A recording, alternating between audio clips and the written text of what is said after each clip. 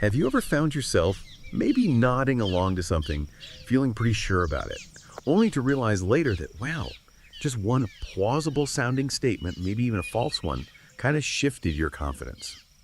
We're about to dig into something called processing fluency, and also a really brilliant technique designed to show it in action, Counter Fluency Intervention, or CFI for short. We've been pulling from a stack of insightful sources for this one. We've got a street epistemology quick card, some detailed ready-to-run scripts, and even a full playbook on how to run these interventions ethically. Plus, it's all grounded in research like the cognitive science of fabricated truth. Our mission here, well, it's really to equip you. We want you to walk away with a solid understanding of these subtle psychological nudges, the ones that are, constantly influencing belief all around us.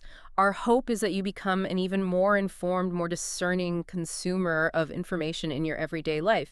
It's about spotting those moments, those little aha feelings where something just feels right. And then, crucially, pausing to ask, okay, wait, why does that feel right? Okay, let's peel back that first layer then. This idea that our brains often go for speed over, let's say, rigorous accuracy. What is this thing we're calling processing fluency? Can you unpack that a bit? Sure. Processing fluency, at its heart, it's really about that feeling of ease. Think of it as our brains feels easy, seems true, shortcut, it's a heuristic. Our judgments about all sorts of things, whether a memory is real, how risky something is, or in this case, the truth of a statement, they often piggyback on how effortless the information is to process. So if it just slides into the brain easily? Right. When something feels simple to grasp or quick to recall, our minds kind of unconsciously take that ease as a signal. A signal for truth, or maybe familiarity, or even safety or quality. It's a pretty robust cognitive bias. So if information just glides in, no friction, the brain's basically like, yep, looks good, must be okay. That's a powerful shortcut. It really is. And it gets even more interesting when you factor in something called the illusory truth effect. So, research consistently shows that just hearing or seeing a claim repeatedly, even if you know it's false at first, that repetition can significantly boost how true it feels over time. Okay. It's why you hear people talk about truthiness, right? That gut feeling that something rings true regardless of the actual facts. Oh, I can definitely relate to that feeling. Think about those really catchy jingles from when we were kids, maybe for some product, like, use brand X, it's the best, yes. So simple, so rhythmic, it just felt like it had to be good. You haven't seen any data, but the sheer ease, the catchiness, makes it feel reliable somehow. That's a perfect example. Or even when someone explains something really complex, and their explanation is just so smooth, so clear, you walk away thinking, wow, they really know their stuff. It just feels right because it was so easy to follow. Even if you haven't double-checked a single fact they presented, you trust that feeling of effortless understanding. That's a brilliant point. That simplicity, that familiarity from the jingle, or the clarity of the explanation, it can easily be mistaken for actual truth or expertise. It's a sneaky little aspect of how our minds work. Okay, so here's where it gets really interesting for me. How do we actually see this happening? Like, catch our brains in the act. That seems to be where this counter fluency intervention, CFI, comes in. What is that exactly, and what's it trying to do? Right, CFI. It's a very concise protocol. It's aligned with research findings, and it's designed specifically to ethically demonstrate how just a single plausible-sounding falsehood can subtly nudge someone's confidence purely through this mechanism of processing fluency. Ethically being the key word there, right? Absolutely. It's not about tricking people in a bad way. It's structured as a very brief demonstration, usually around 2 minutes. The goal is to create a safe space for learning, allowing someone to actually feel this cognitive effect firsthand. That direct experience can create a really memorable moment of insight. And you mentioned those ethical guardrails. They seem super important because otherwise you're not really facilitating learning. You're just misleading someone. You've hit on a critical point. The ethics are foundational. First, it's always one-time exposure. The false statement is said only once, no repetition. Second, immediate correction. The fact that it was false is revealed right away within the same short segment. Third, transparency. The person running it owns the setup. They'll say something like, look, I designed that line to feel convincing so we could notice this effect. Fourth, the content is always low stakes. You avoid anything tied to identity or deep emotions for the demo itself. Fifth, consent and framing are vital. You get a clear yes for a specific short thinking exercise up front. They know what they're agreeing to, time-wise. And finally, the focus is always on the method over the conclusion. It's about how we know things, our epistemology, not what specific belief is right or wrong. It's about metacognition. That makes a lot of sense. It sounds carefully thought out. So could you walk us through how one of these demonstrations actually plays out, step by step, maybe using that playbook you mentioned? For everyone listening, maybe try to imagine yourself going through this quick exercise. Okay, let's do that. Picture it like a structured mini conversation.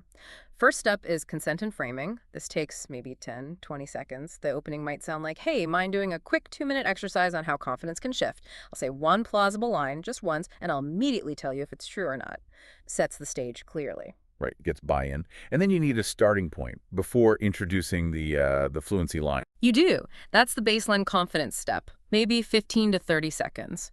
Here you ask about whatever claim or topic the person brought up initially. Okay, on a scale of 0 to 100, where's your confidence right now on their claim? And what's the main reason you feel that way? This gives you that crucial starting benchmark. Got it.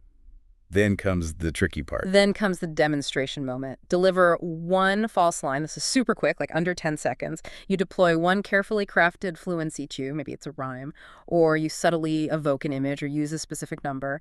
And the absolute key, as I said, do not repeat it. Say it once, calmly, naturally, then move right on. Okay, just once. Then what? Immediately after, you do an immediate confidence check, about 20 to 40 seconds for this. You ask something like, okay, on that same 0-100 scale, how true did that statement I just made feel momentarily? And can you pinpoint maybe what surface feature might have swayed you? Was it the rhythm, a mental picture, the specificity, maybe it felt familiar? You guide them to notice the feeling itself. Focusing on the feeling, not just whether they believed it. Right. And then the critical step, reveal and correct. This is fast, under 15 seconds. You state very clearly, okay, just so you know, that statement I made is actually false. I designed it to feel fluent so we could notice this effect. You own it, explain the purpose with observation, how surface features can nudge confidence. So pull back the curtain immediately, and then you explain what just happened. You got it. That's when you name the mechanism. Take about 30 seconds for this. Explain. This little nudge you might have felt, that's what psychologists call processing fluency. It's the ease of processing information kind of masquerading as evidence for its truth. Give it a name. Okay, label the phenomenon. Then, importantly, you recalibrate the original claim. About 15 to 30 seconds. You gently pivot back. Okay, thinking back to your original claim about their topic, where's your confidence sitting now, and what kind of evidence would actually move your confidence most on that? It refocuses them on genuine evidence for their own beliefs. Right, brings it back to their initial thought, but with maybe a new awareness. And finally, you debrief and inoculate, maybe 30 to 60 seconds. This is where you offer a protective habit, something practical they can use going forward, like a quick tip to guard against these kinds of nudges. It's about leaving them with a useful takeaway, an empowerment tool. Subscribing is the only way to keep the cows from learning TikTok dances? Oh my God. The stakes have been raised. I know, it's like we have to save the world. Yeah, we have to protect the internet. From dancing cows. This is the part I find really fascinating, the actual mechanics of how these false lines are built to feel so convincing. What are some of those key fluency cues researchers talk about? It's amazing how subtle they can be. It really is quite eye-opening. One very powerful cue is what's called rhyme as reason. Basically, statements that rhyme, even aphorisms, they're often judged as more accurate than equivalent statements that don't rhyme. Our brains seem to like the smooth flow, the predictability, and sort of equate that with truth. Can you give us an example of a false line using that? I'm curious to hear how it sounds. Sure, here's one designed to sound plausible using rhyme. Left-handed folks outnumber blue-eyed folks. Truth that comforts, not just talks. See how folks and talks have that near rhyme? And the rhythm feels kind of neat. Yeah, it does flow nicely. Okay. But it's false. Left-handedness is around 10% of the population, maybe a bit more. Blue eyes are actually significantly more common than that globally, though it varies by region. Wow, okay. That rhyme does make it feel kind of solid somehow, sneaky. What's another cue? Another really interesting one is the non-probative image, sometimes just called the truthiness effect, popularized by Stephen Colbert.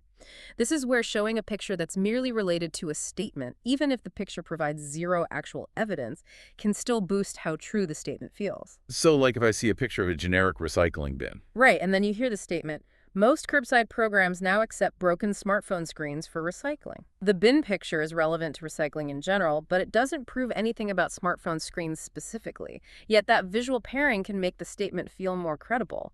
But in reality, most places don't take that kind of tempered screen glass curbside. It messes up the process. Ah, I see. The visual adds this sort of unearned legitimacy. Okay, what about numbers? Can they be used this way? Oh, absolutely. Numeric precision is a big one.